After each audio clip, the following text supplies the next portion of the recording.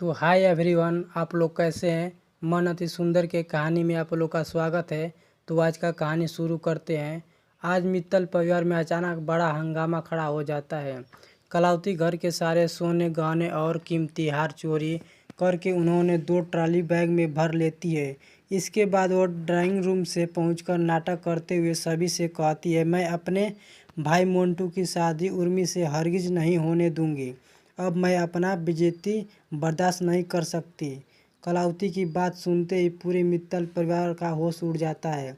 सभी हैरानी से उसकी ओर देखने लगते हैं। वह गुस्से का दिखावा करते हुए जैसे ही दोनों ट्रॉली बैग लेकर घर से बाहर जाने लगती है, तभी अचानक उसका एक बैग हाथ से छूटकर जमीन पर गिर जाता है। बैग गिरते ही उसके बैग खुल जाता है और उसमें भरे सारे सोने के गहने, हार और कीमती आभूषण पूरे हाल में बिखर जाते हैं। नज़ारा देखकर घर के सभी लोग स्तब्ध रह जाते हैं। तभी ओमकार जी गुस्से से कांपते हुए कहते हैं, कलावती, हमें तुमसे ऐसी घटिया हरकत की उम्मीद नहीं थी। जिस घर ने तुम्हारी इज्जत दी उसी घर को लूटकर भाग रही थी। कलावती घबराकर झूठ बोलती है, ना नहीं, मैं चोरी नहीं की, मैं तो इन गहनों को सुरक्षित रखने के लिए ले जा रही थी। तभी राध्या आगे बढ़ती है और शांत स्वर में कहती है, अगर सुरक्षित रखने के लिए ले जा रही थी तो चुपके चुपके 2 ट्रॉली बैग में भरकर घर से बाहर क्यों जा रही थी। कलावती के पास कोई जवाब नहीं बचा। उसी समय उर्मी रोते हुए कहती है, दीदी, आपने ऐसा क्यों किया, हम आपको अपना परिवार मानते थे। कलावती गुस्से में कहती है, हाँ, मैंने गहने लिए हैं क्योंकि तुम लोगों ने मेरे भाई मोंटू की बेइज्जती की थी। मैं इस परिवार से बदला लेना चाहती थी। यह सुनते ही सभी हैरान रह जाते हैं।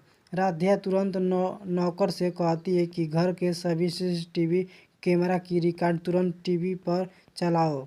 कुछ ही देर में रिकॉर्डिंग सामने आती है। वीडियो में साफ दिखाई देता है कि देर रात कलावती पूरे घर में घूम घूम कर अलमारी से गहने निकाल रही है और उन्हें ट्रॉली बैग में भर रही है। अब उसके सारे झूठ खत्म हो जाते हैं। ओमकार जी तुरंत पुलिस को फ़ोन करते हैं।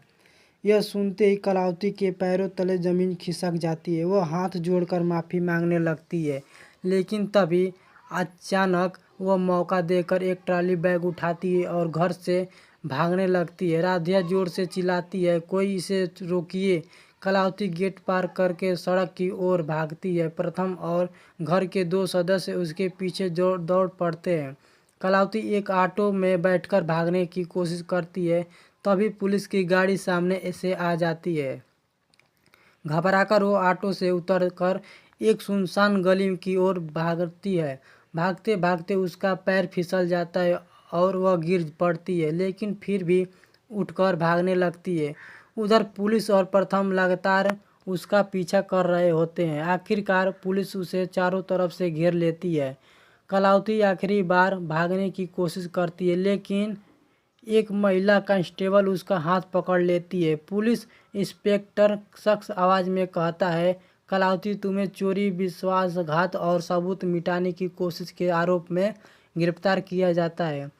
हाथ कड़ी लगते ही कलावती रोने लगती है। वह ओमकार जी के पैरों के गिर कर कहती है, मुझे माफ़ कर दीजिए, मुझसे बहुत बड़ी गलती हो गई।